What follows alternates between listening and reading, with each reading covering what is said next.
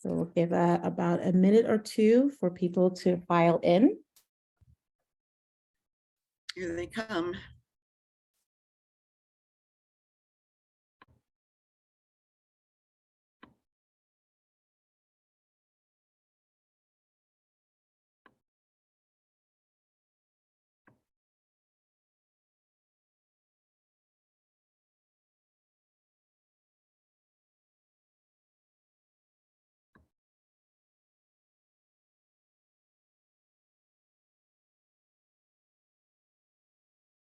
Okay, we're just about to begin. My name is Ajwa Chimiting of the National Minority Equality Forum. I'm the Vice President of Communications and Public Affairs at NMQF.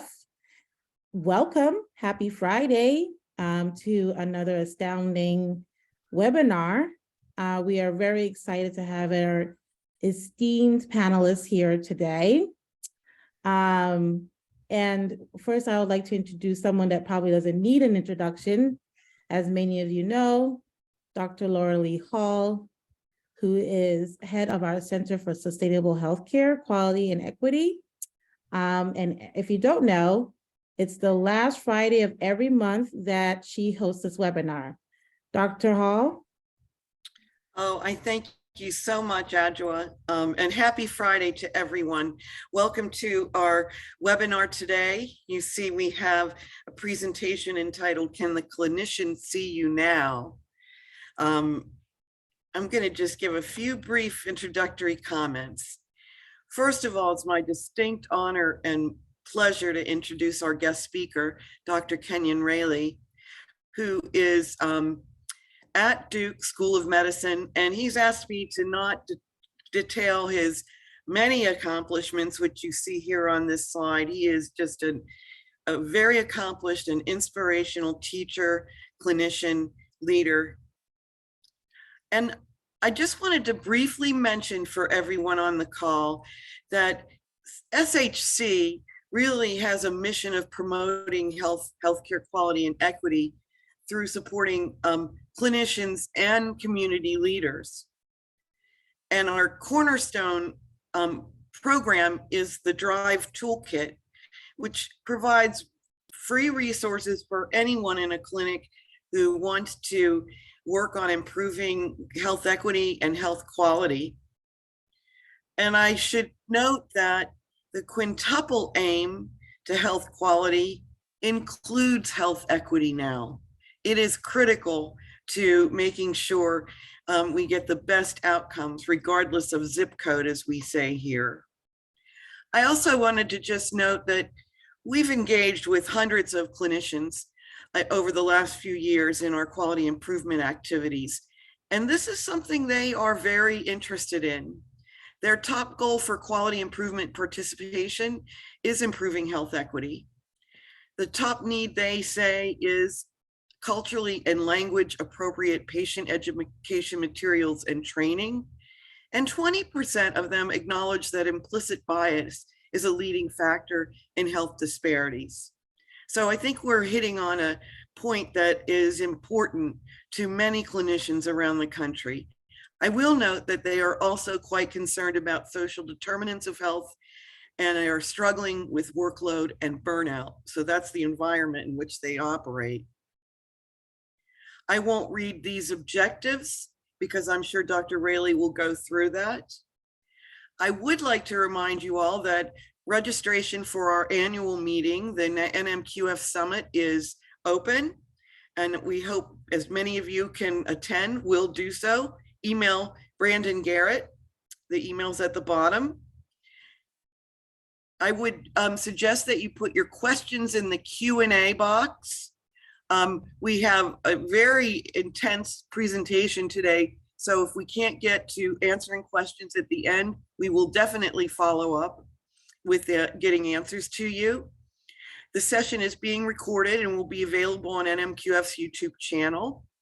Here's my contact information, and you will notice in the chat, and I will post it again, is a reference document that Dr. Railey has provided. And I'm putting it there again. So I'm going to turn it over to you, Dr. Railey, with my thanks.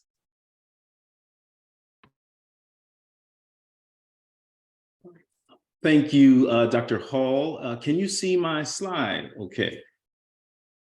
Yes, I can. Okay, wonderful.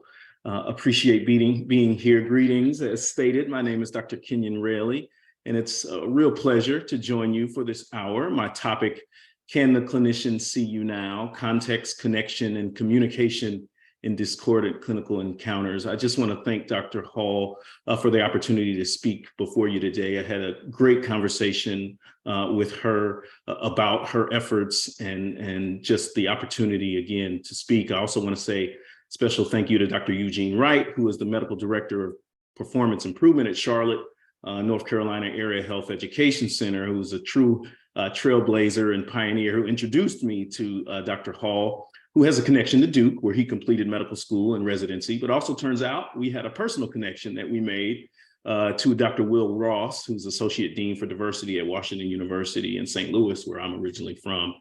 So Dr. Wright and Dr. Ross went to Princeton together, and Dr. Ross and I used to live in the same neighborhood. So these truly amazing men are men of color, in addition to my own father. If it hadn't been for individuals like Dr. Wright, Dr. Ross, and the other Dr. Railey, I wouldn't be here. The objectives of our time together are here before you, and I won't read them to you, but over our next hour, we'll talk about concepts of culture, cultural critical consciousness, cultural competency, and we'll also talk about the relationship between biases and influences in our patient encounters, both professionally and personally. I'll share some data regarding racial or ethnic concordance and explore if it truly matters or not, whether the patient that is in front of you looks like you, or the person in front of you looks like you, all in the service of moving us forward towards some practical approaches that will enhance communication and connection in healthcare settings. I hope to leave time at the end, but I have, as usual, too many slides, then I have time. But if you check the chat, and I appreciate Dr. Hall for dropping that in the chat, I created just a document that you should have access to that will outline some of the resources and references that I'll speak to for the next hour or so. I've organized my talk into 3 parts, and I like to start with some fundamentals. We'll have some facts, and then I'll offer some fixes towards the end. And my disclosure is that I have no relevant financial or non-financial relationships to report, but I will share that I'm a son and a father. And so here's a picture of me. And for those that are perhaps listening or differently abled as it relates to vision, what you're seeing is a picture of myself and my 3 children, 2 boys and a girl, and my father. And we have on Star Wars shirts, Mandalorian shirts specifically, and we're at Disney. And so I share this with you just to show you some people that I love, which is a good reminder for me to stay grounded and connected, and hopefully as a reminder to you to stay grounded and connected to those things that matter as we seemingly increasingly navigate these difficult times of division, sometimes even death. So I just want to offer that to you, hopefully. My disclaimer is that I am here as a clinician, a human clinician, and I like to emphasize that human part. I'm a family physician by training, which makes me a jack of all trades, master of none. And I can assure you that I'm not really an expert at anything in particular, perhaps other than making mistakes, which is what drew me to learning more about how to connect to other humans in meaningful ways. When I first started practicing medicine, I thought that perhaps my experiences as a man of color made me somehow better at connection, particularly with the marginalized. I naively thought I could fix people. And as I practiced, I realized that me being Black wasn't necessarily enough to ensure I could connect with all people. And I also realized the more I tried to fix people, the more I failed. So I endeavored to get better at communication and connection in the service of eliminating inequity. So I ask for your grace over this hour as we talk about some difficult topics. So in addition to my disclosure, my disclaimer, I got 2 directives. As you see, I like alliteration. And the first is to lean in, as it says here. And we need to be more comfortable with the uncomfortable and less comfortable with the too comfortable. And I just love this photo in the top right of the picture. It illustrates this notion that our growth often happens when we're stretched, when we're outside our comfort zone. Basically, leaning in is not always a comfortable experience. And most notably, as we think about identity, marginalization, about hard truths that patients and people experience, it can make us uncomfortable.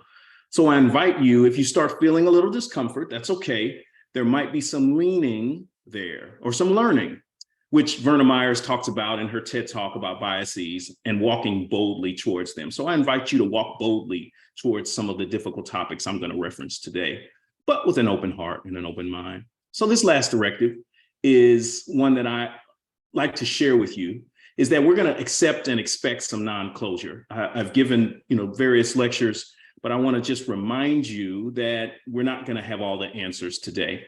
I love movies. If you've seen the movie Avatar, the original, which I think is a great film, there's a security briefing at the beginning where one of the main characters prepares his troops for failure. And he says, as head of security, it is my job to keep you alive. I will not succeed, not with all of you. And I like that quote because as it relates to my content today, I'm not here to fix, I'm not here to change anyone's minds. I suspect that some of you listening to the sound of my voice will find things that you agree with, others perhaps won't. One lecture won't do it. So expect a certain amount of messiness and lack of closure. I believe that process is product. And so as we learn, as we listen, I think hopefully we can glean some things. So let's get right in. And I want to introduce you to a patient. And so I'm going to introduce you to this patient who is a 55-year-old patient you're meeting for the first time. They've been placed on your schedule because the original provider who planned to see them called out sick. Apparently, this is a new patient to the practice who has been waiting 4 months to get the appointment with your colleague. When you walk in the room, the patient seems irritated, not only because their appointment was switched and they were not aware, but also because the intake process took 30 minutes longer than usual because the front desk is understaffed and there was an issue with the insurance. When you finally get to the patient, now 45 minutes past the appointment time, you learn that they have a past medical history of high blood pressure, diabetes, kidney disease, and obesity.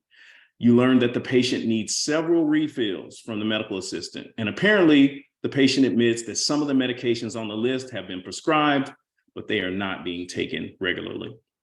The patient shares that things have been difficult since their mother passed away last year, and their mother wasn't treated very well at the hospital. The patient had scheduled an appointment with your colleague to find a provider that they could trust who would understand what they're going through. After you complete your physical examination, you recommend multiple changes and tell the patient essentially that they need to be seen by multiple specialists and have follow-up appointments. And then something interesting happens. The patient says this to you: I'll have to think about it. Frankly, I was disappointed with how my mother was treated and how I've been treated. I feel like I'm being experimented on. No one tells me what the medications are for. No one looks like me here. No one really gets to know me. People where I live talk about how this hospital really isn't for us. Do you have any idea what that is like? So thank you for indulging me in that story and that intro. And so the questions that we hope to think about today are, why would the patient be resistant to your recommendations? You entered this encounter with good intentions. Do you have to agree with what this patient said or perhaps what the patient experienced? And really, does this notion of concordance matter? As I mentioned, I like to start with some fundamentals. And before we get to answer that question, I want to give you some definitions. And that's culture, cultural competency, critical consciousness, and bias. So let's jump right in. What is culture? So culture is a central concept in anthropology. Perhaps, we're thinking about the scientific study of human behavior, and it's an umbrella term which encompasses patterns of behavior and norms among people. It includes language, thoughts, communications, actions. I'd offer to you that culture is everywhere. And let me give you 2 examples of what I mean, perhaps to prove that point. So you're looking at a photo that I actually took when I first moved to North Carolina, where I live, of our state fair. And if you've ever been to North Carolina or ever been to a North Carolina state fair, you can basically get anything deep fried. And so you're looking at a picture of the things you can get deep fried from, onion rings, you can get Oreo cookie deep fried, you can get pie deep fried, and you're also looking at a Krispy Kreme cheeseburger. So I know this is over lunch, so hopefully some of you are enjoying food, or I'm making you hungry. So I think most of us would agree that food is a cultural thing. Perhaps our food culture in the United States is unique in that some of the things that we consume, but also perhaps a notion of excess. So food is cultural, depending on where you live. Language is also cultural. So here's just a map of, I found that I thought was interesting, speaking to the fact that how we talk to each other, how you say perhaps you guys or y'all may be different depending upon certain areas of the country that you live in. Another thing that I think about where I'm from is, do you say soda? Do you say pop? Or do you say sneakers versus tennis shoes? So language is cultural. So culture is really everywhere. And it's this integrated pattern of human behavior that involves these complex interplays of customs, actions, and values. I like to use the analogy of an iceberg when thinking about culture. In our racialized and gendered society, we're often forced into characterizing people based upon what we see.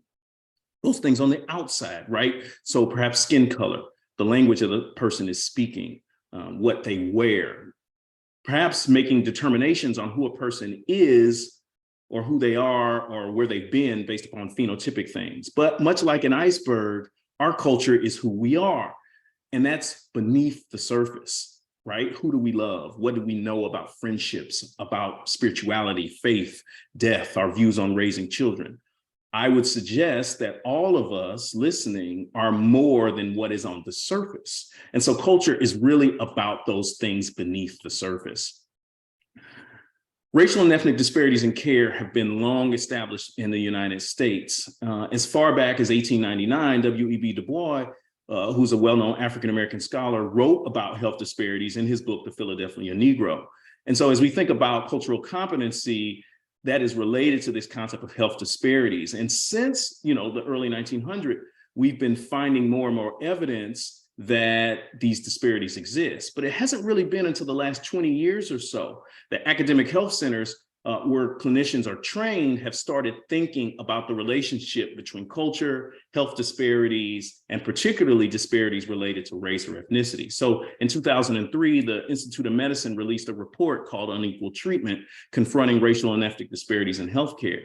And this report once again proved with data that racial and ethnic disparities in healthcare not only existed, but that many sources, including systems, healthcare providers, patients, utilization managers, all of these systems contributed to health disparities. So cultural competency had been introduced previously, but it really wasn't until this report that academic health centers started thinking about how do we train providers and people involved in care to more effectively improve or eliminate health inequities. So this cultural competence is this ability to interact with people from different cultures with an appreciation and knowledge. So it was a well-intended thing that started many years ago.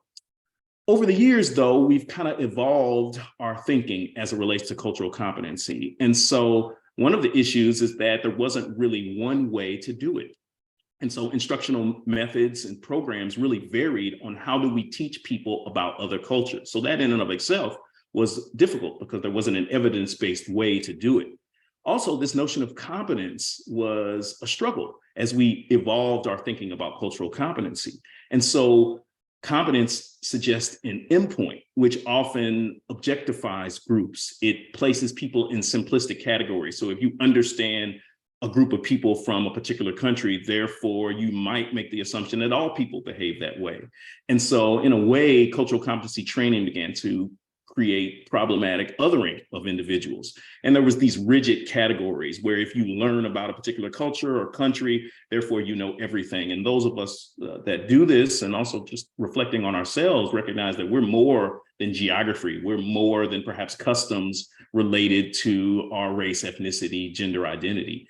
And so cultural competency not only did it other people, it also left out structure or this notion of other things that contribute to marginalization, like various forms of discrimination, right? Prejudice, racism, intolerance, ableism, all these types of things.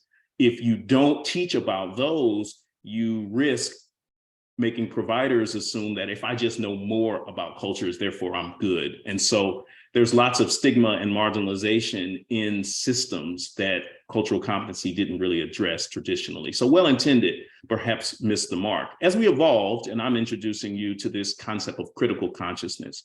And critical consciousness is a way to put yourself as a provider, even if you're not a medical provider, as a person, in context of the world around you, moving us away from, simply biomedical explanations for illness And so we're thinking about our patients, we're thinking about people that we interact with in relationship to the world they live in. And that takes self-reflection, that takes a discourse on societal issues and how laws, policies, all those types of things are impacting individuals. And so our awareness can be enhanced not only of different types of people, but how people engage in the systems that they live in.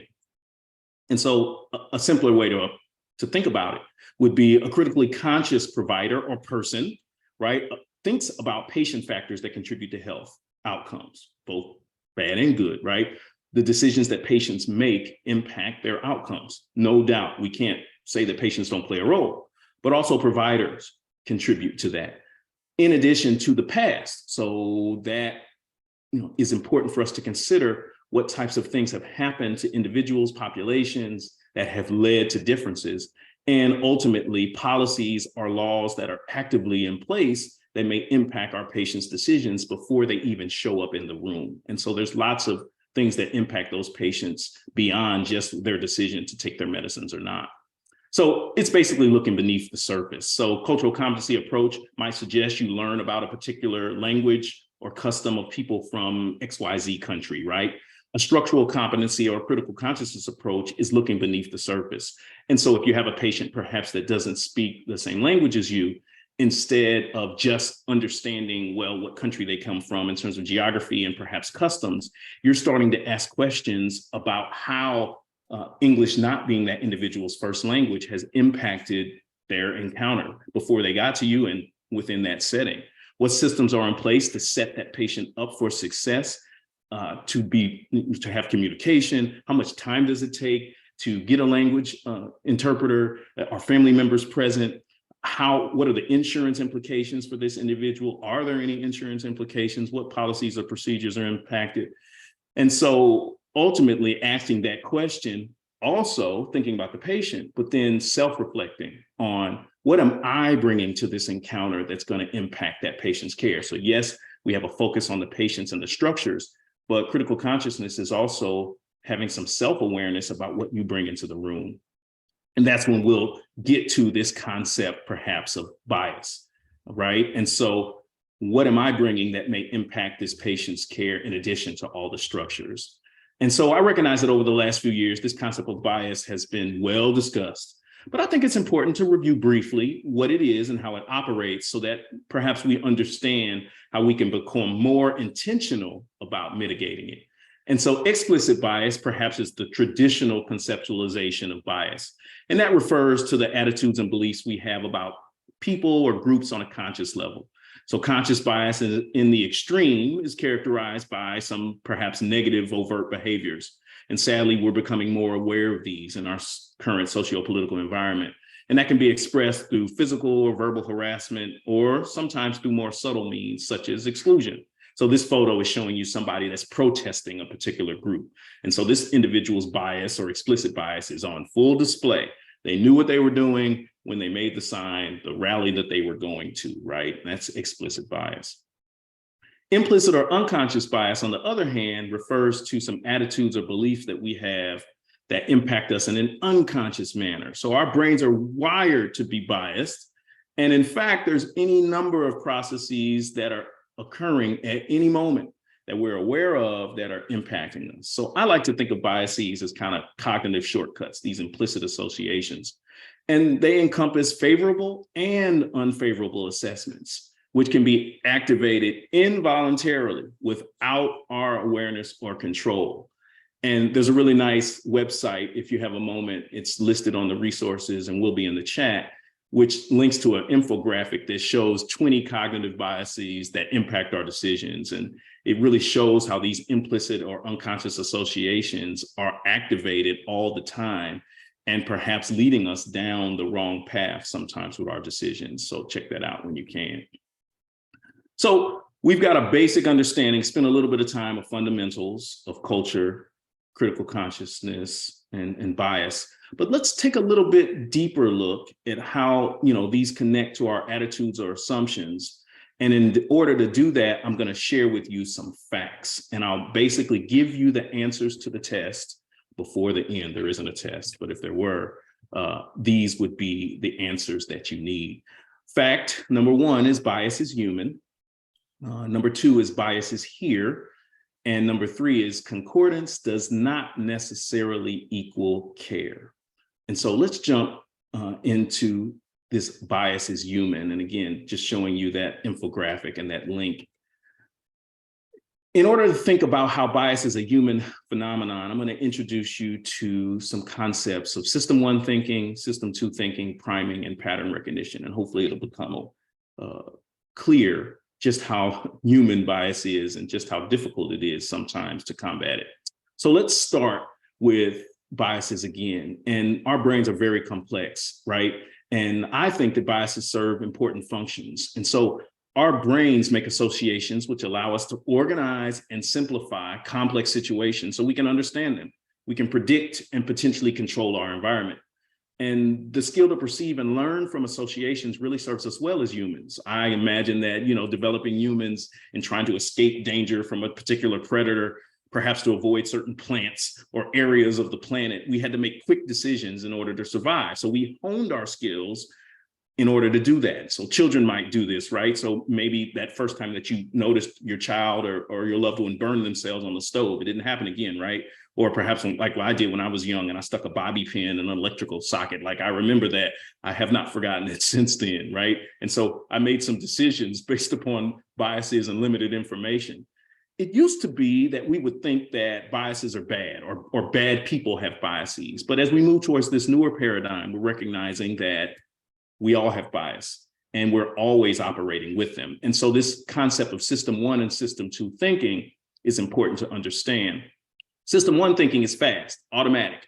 We use it for kind of everyday decisions, right? You likely use system one thinking as you drove into your office or work, or you found the restroom or went to the restroom, perhaps even logging into a virtual meeting nowadays because we do it so much.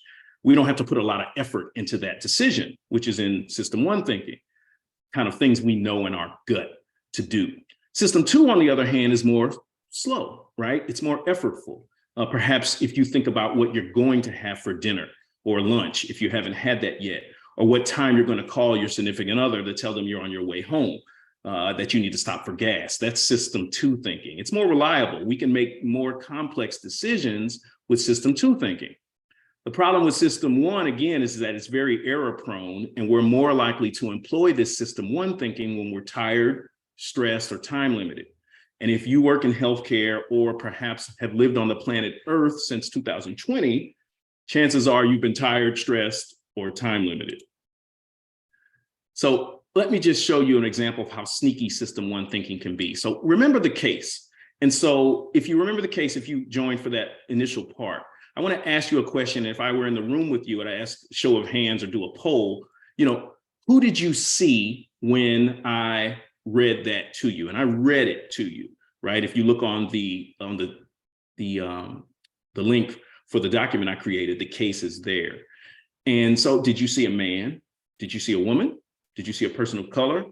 In fact, if you look at the actual case and re-listen, I didn't say any of those identifiers, but more likely than not, you formed a mental picture based upon what I said, right? Perhaps I shared the hypertension, diabetes, they were overweight, perhaps they were not compliant with their medication. You formed an opinion and I put no identifying information. So system one was thinking because you may have made a mistake, right? So that's just a sneaky example to show you that I didn't tell you what or who they were, but you may have made some assumptions based upon information that you saw. Here's another interesting thing, and this will take a listen. Hopefully you can hear this. What you'll hear is a sentence, a spoken sentence that's been transformed by a computer to sound like gibberish. So.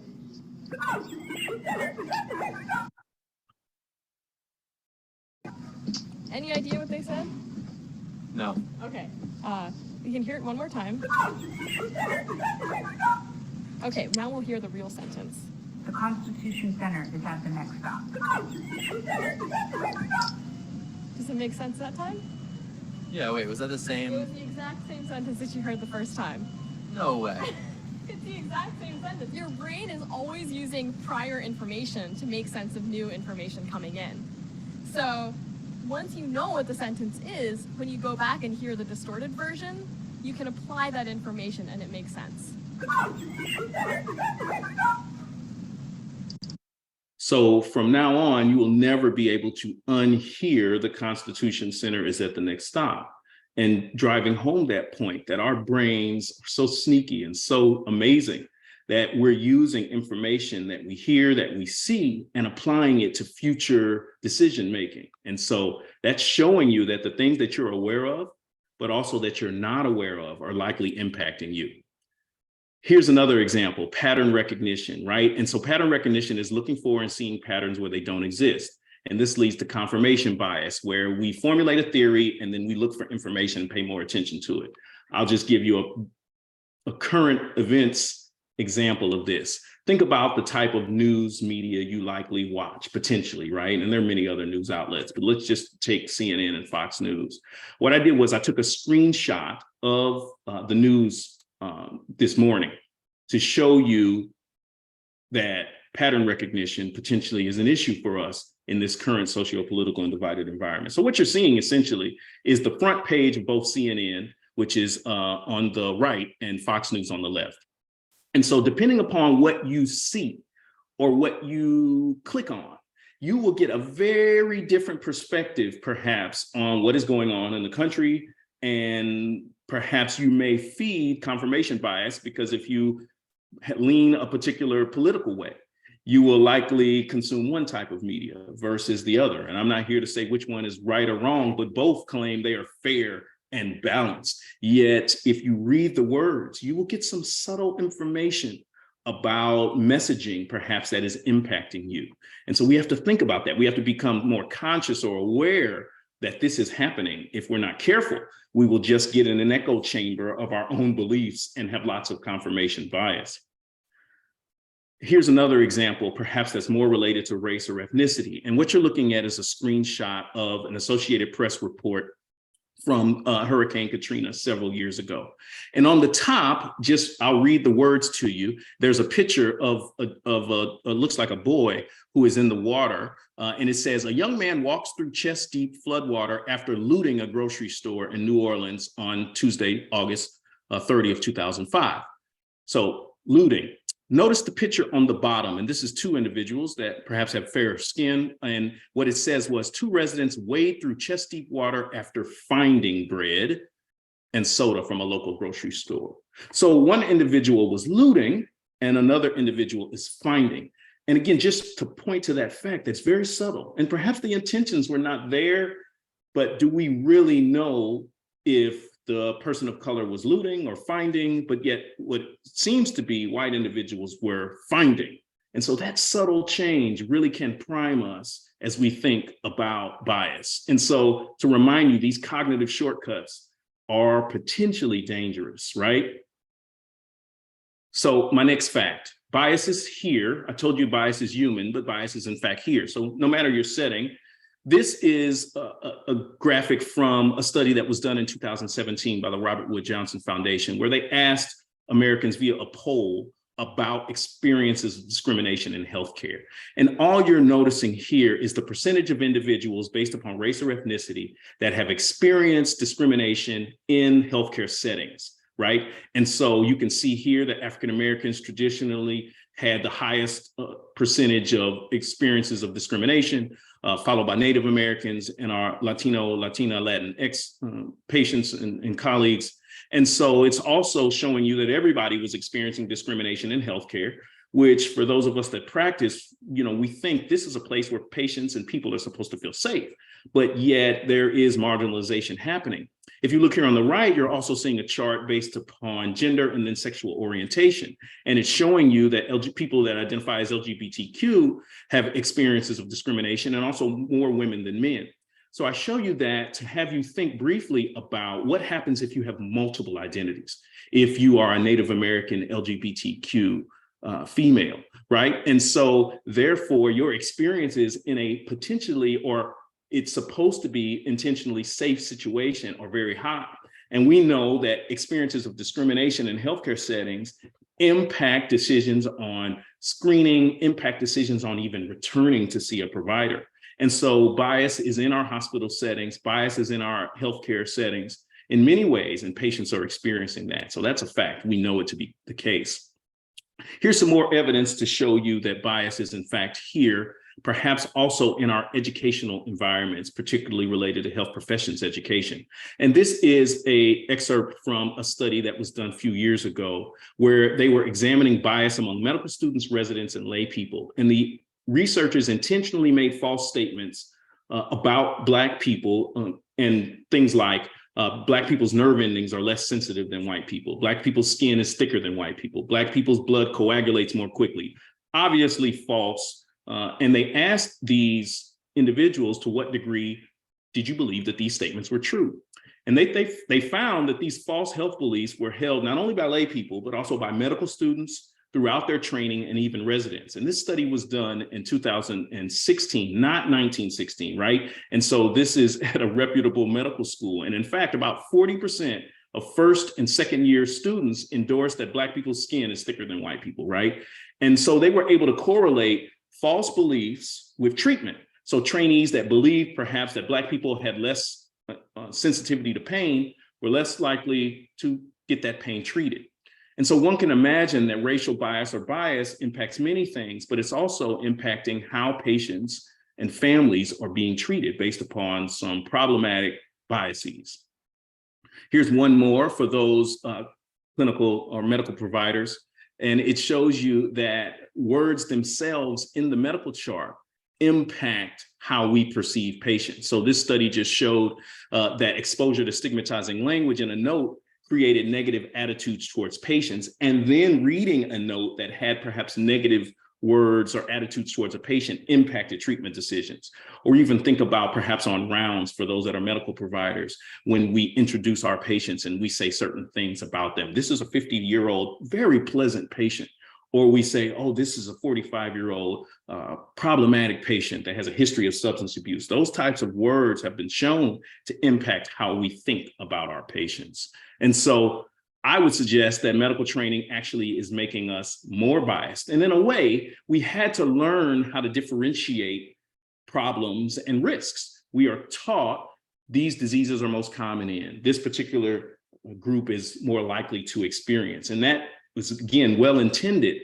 But what happens in medical settings, not only for patients, but also as we think about other types of medical providers and people that engage in the healthcare system, we almost recycle these biases, things that we say about nurses, things that we say about doctors, physician assistants, nurse practitioners, right? Oh, that person's just a surgeon, or they're a family medicine provider. These are things that are peppered throughout my training and my experience that are biases. And unfortunately, it's here in our medical training, it's in our hospitals, and we just have to be aware of not only the things that we're hearing, but sometimes of the things that we're saying. So what's the big deal? What's the impact? Well, I've hopefully have convinced you that biases exert a powerful influence, not only on how we recall information, how we process information, but also what we do. These biases are often approximations of truth. They're rarely applicable to every encounter. The problem with them is that they can often be self-fulfilling. Think about confirmation bias. So we find things that confirm what we already think. And then we say, well, of course I'm right. Right? This blinds us to instances where perhaps these associations are not accurate. And if we're not careful, we grow to trust these things and it impacts our decision-making. So biases and assumptions lead us down the wrong path. If we think about our patient, we wonder perhaps were there some biases that contributed to that patient's experience. Maybe the patient themselves has a bias towards a particular type of provider based upon their experiences. And so we want to need to answer that question as we move forward. Does concordance matter? Should you have a provider that looks like you? As our patient said, no one looks like me here. Does concordance really matter? So concordance really is talking about, in this instance, for my content, racial concordance refers to having a shared identity between a provider and a patient regarding their race or racial ethnicity, whereas racial discordance refers to patients having different racial identities. And this is taken from one of the resources listed. And so racial concordance just is same. So if you are a person of color, having a provider that is a person of color. And I'm here to suggest to you that concordance doesn't always equal care. And there is some evidence to suggest that. So this is a study that was originally published in 2017, which reviewed studies examining the impact of Black racial identity specifically and racial concordance on patient-physician communication. So they performed a search, the authors did, of multiple databases between 1995 and 2016 in the United States. And that yielded over 4,000 records for review. And then through their process, 40 articles for final inclusion in the systematic review. And so studies were included when the sample consisted of Black patients in healthcare context, and they measured communication, which was observational or patient reported. And they identified 8 communication domains, and I'll briefly share those with you. They looked at quality, satisfaction, information giving, partnership building, decision-making, positive and negative affect or talk, and even length of time. And so all of the studies will allow them to think about communication related to racial concordance in those domains. What they found first, which is interesting, is that overall they reported that Black patients generally reported lower quality and satisfaction overall. And so out of those 40 articles, they were able to have about 66 analyses, and 38 of those, so the majority, showed that Black patients reported a lower quality and satisfaction. Interestingly, about 7 of the analyses showed that Black patients had better communication, so it was a little mixed. And 21 of those 66 analyses showed no difference. So they concluded, because the majority happened to be showing that Black patients had, different or worse communication, that in most cases, Black patients reported worse communication than white patients. And occasionally race had no impact. So these just soon focused on those 2 race or ethnicity categories. What they did also find, though, is that overall that the findings were mixed.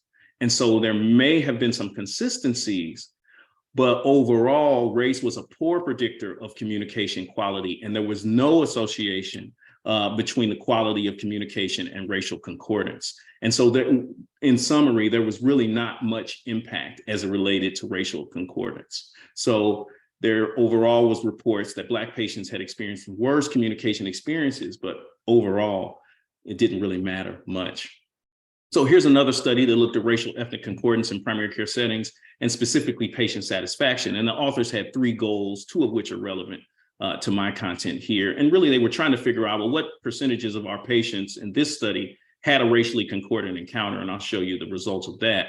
But they also wanted to know what impacted patient experience in context regarding racial concordance. And so they looked at a survey of over 10,000 adults who had reported seeing their provider in the last 12 months. And the first thing to show you is that regarding the percentage of racially concordant care, about 1/3 of the patients that they looked at had a primary care clinician who looked the same or had the same race or ethnicity, as you can see here at the bottom. So about 1/3. White patients were more likely to have that concordance, and that makes sense because there are more white physicians than others. Latino and Black patients were less likely, so about 11% of the patients had the same race or ethnicity, and Asian was actually 20%. And so they just reported out those numbers, but mainly what they wanted to show was whether or not if the concordance was associated with increased patient satisfaction. And in summary, they didn't. They weren't able to show that racial concordance was significantly and statistically significant overall. What seemed to matter more in the study is whether the person was healthy overall, or perhaps there was insurance status. And so they concluded that these findings are consistent with prior reviews that found mixed evidence of the association of concordance with patient experiences or outcomes. And so a patient's overall health or mental health or functional limitations were more important actually than racial concordance.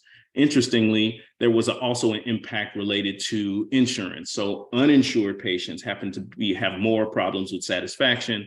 They got less time in appointments. It was more difficult for patients to understand, as you can imagine, had fewer visits. So racial concordance wasn't one of the highest predictors of an outcome. Here's one more that I'll share with you, which looked at immigrant populations. And this is looking at data from 2007 to 2016 from the Medical Expenditure Panel Survey. And essentially what they did was they surveyed over 13,000 immigrants of multiple ethnicities to determine if racial concordance impacted communication, particularly among US immigrants. And the conclusions that they drew are here.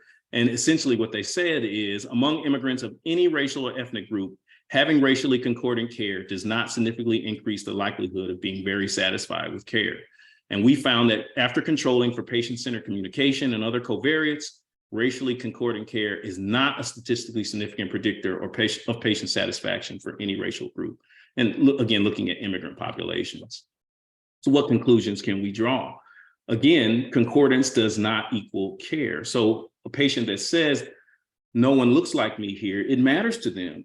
But we can't assume as a provider that we have to look the same in order to make a connection, is my point. The reality is based upon demographic variables, geographic variables, chances are you are going to meet someone that does not look like you, right? And so you don't have to be concordant with them in order to take good care of them. So that's where we'll move, because you really want to know now, after we've talked about culture, we've talked about bias, okay, what can I do? So I'll offer a few fixes. And the first is being conscious. And I'll give you 6 total in my last few minutes, but I'll start with being conscious. I want to give you a word of caution that a lot of the recommendations that I am sharing work at the individual level. And so if you understand structures, or you begin to think about structures in critical consciousness, you'll recognize that individual efforts are important. But we also, as providers, we also, as leaders, as people associated with healthcare, government officials, policymakers, have to think about the structures that are still in place that are leading to marginalization. So I'm not going to spend any time talking about how to create diversity so that we perhaps have more racially concordant care or the structures in place. I'm really going to focus on what you can do as a provider, but frankly, as a person, as you navigate the world in these discordant encounters that you are having every day. So just a word of caution there. So let's start with being conscious. And what do I mean by that? I already told you what critical consciousness is, and this is really about waking up. And no, I am not referring to so-called woke, because frankly, there's some problematic approaches to this notion of wokeness, no matter what side of the political spectrum you fall on. So I'm not talking about being woke. I'm essentially talking about being aware.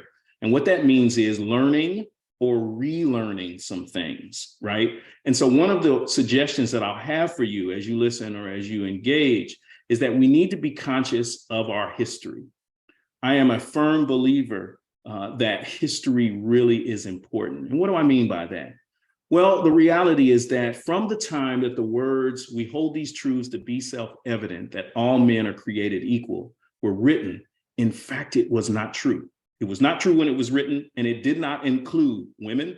It did not include Quakers. It did not include descendants or slaves or descendants of African, and it did not include Native Americans or indigenous people. And so there was this disconnect or difference that our country was founded on. And we have to think about the impacts that that has had on us as a nation throughout the years. I would suggest to you that there is a way to acknowledge our history without erasing it. And so we have to think about what happened to the original people in the United States and what implications perhaps that has now for those populations and people. We have to think about slavery. We have to think about the Civil War. We have to think about the fact that hundreds of thousands of Asian Americans or Japanese Americans were in internment camps in this country, right? We have to think about civil rights. We have to think about marriage inequality, ableism, trans rights, all of those things we have set up ourselves because of our history of difference. And if we ignore our history, if we don't highlight it, I'm worried that we actually are not learning from the lessons of the past. So when I say be conscious, be aware of your history, I think we need to double down on sharing the problematic history of the United States. No matter the identity, no matter the culture, we need to think about these things. We have a history of difference. We were built on difference, right? History has lessons for us. This is just a picture of from the civil rights era, and a picture where in my neighborhood back in Florissant, Ferguson, after the death of Michael Brown. And I just want to remind you that those who do not learn from history are doomed to repeat it. So history has lessons for us if we're willing to listen. History also happens to matter to the people around you. So for those that are clinicians, perhaps, or clinicians in training, You may move, you may go to different areas. So you need to learn the history of the community that you're in. It matters to those people that are there.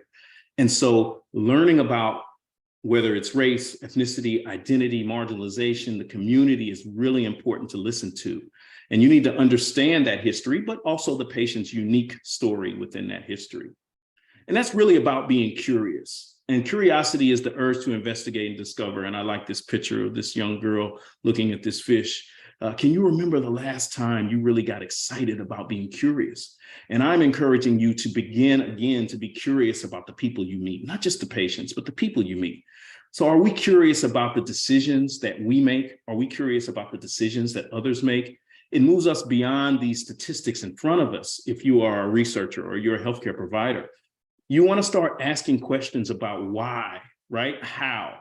What does this statistic or what does this disparity say about society? Even as you meet people, why do people do the things that they do? There's some perspective taking that needs to happen as a result of curiosity.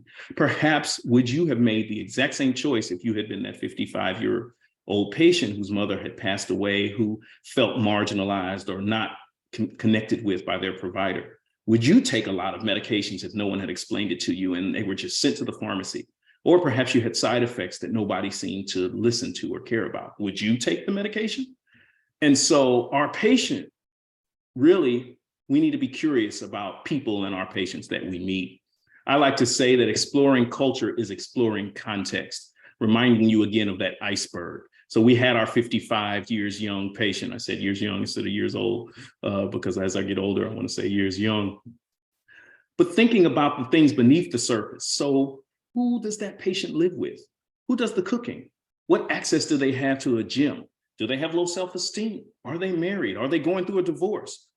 Is their child sick? Are they stressed? These are things that medical providers need to start exploring as we meet individuals and not just stick to the statistics and the facts, because these are individuals. These are people we're dealing with. So here's some ways perhaps to ask, not only not making assumptions about a person's racial or ethnic identity when you meet them, because what exactly does that mean if a person is labeled or Black or you perceive them to be Black? People, in a way, we know that race is a socially constructed thing. If you do your ancestry profile, you likely notice there are all types of things if you live in the United States, right? And so asking a person before you assume they're Black or whatever color, well, tell me more about your racial ethnic identity. Tell me about your gender identity. Would you mind telling me who you love, where you live? Tell me more about yourself. Those are questions that are open-ended that can really unlock patient context. Kleinman's questions are listed on the resources, and these are very, very old, but very, very powerful. And these are just a series of questions that allows you to let the patient explain their illness or explain who they are. One of the best questions, if you can remember, nothing else, is number 6, is what do you fear most about your illness? I love that question. I love asking patients, whether it's a cold or there's a concern for cancer, what do you fear most? And oftentimes those answers are jam-packed with information just from asking a simple question about a patient's fears. I would suggest you start doing that and see how much you connect with the people around you. Another way to be intentional, to set yourself up, to be curious, is to slow down. We know that time pressure increases the likelihood that we're going to rely on these cognitive shortcuts that I told you about. And so we're going to be in system 1 thinking when we aren't slow, when we aren't effortful. And so you as a clinician, whether you work in the hospital setting or perhaps you work in an educational setting, you need to think about the time that we spend on the so-called social history. I like to remind people to be a social history Sherlock. I like Sherlock Holmes, but it's asking beyond just, do you drink, do you smoke, where do you work, are you married? Those close-ended questions. Getting a good social history is about context, right? And so you're getting context for that individual patient. I'll also encourage you to be curious about statistics that you hear, even the things that I shared. Do your own research, so to speak. But as you hear health disparity statistics, often consistently peppered with this group has more risk for fill in the blank, right? And we know traditionally in the United States, there are certain groups that we often hear about all of these risks. The issue is that if you're not careful, when you in fact are listening or learning about statistics or health disparities, you have to simultaneously provide or think about context. And so presenting statistics without the context of racism, without the context of sexism, heterosexism, housing discrimination, housing access issues, healthcare access issues, food insecurity, you really have a risk of reinforcing biases. So again, asking you as a person to think about things beneath the surface.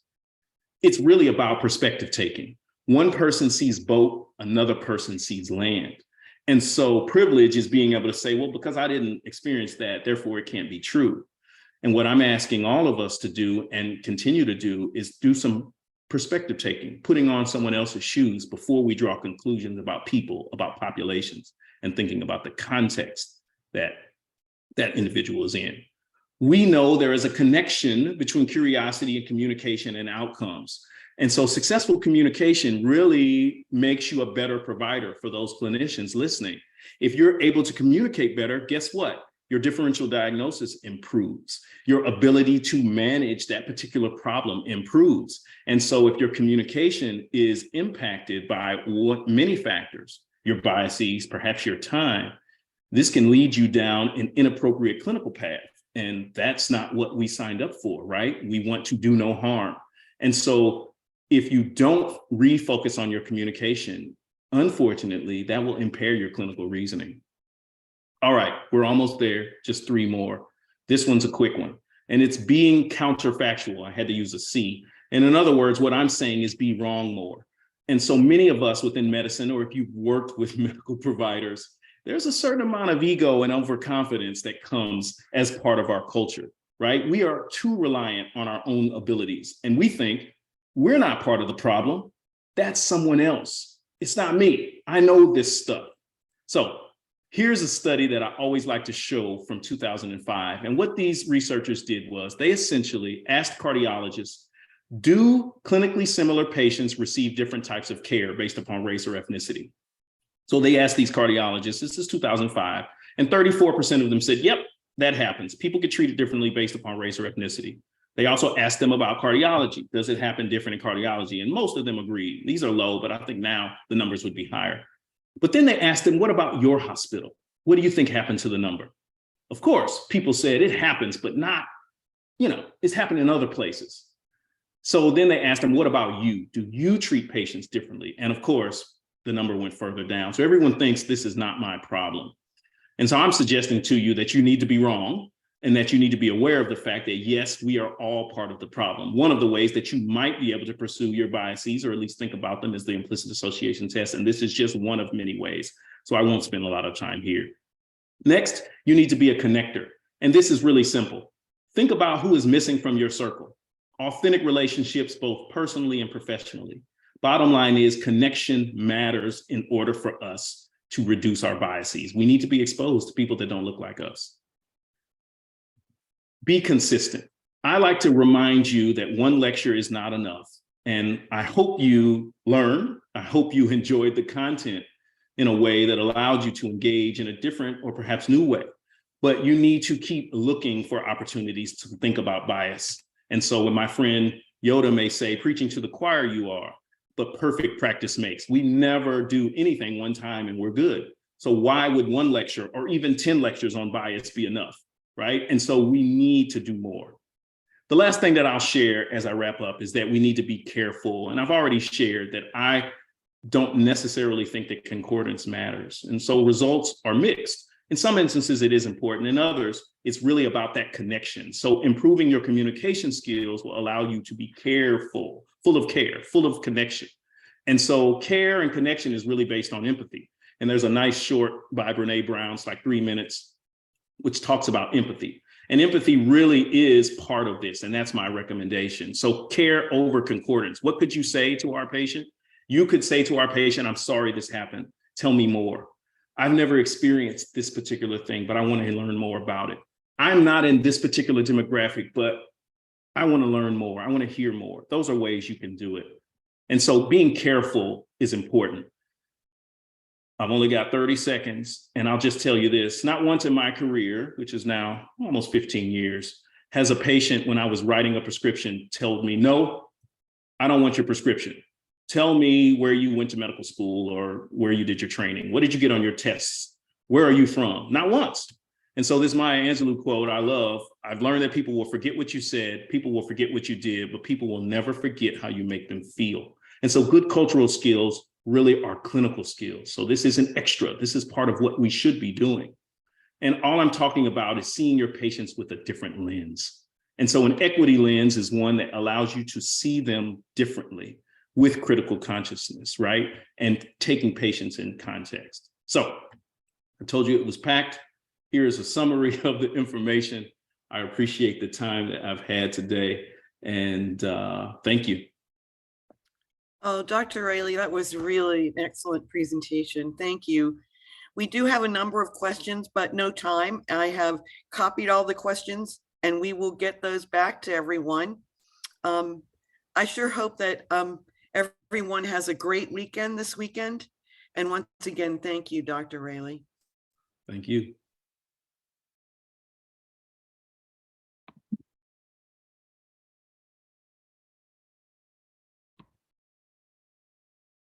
Okay.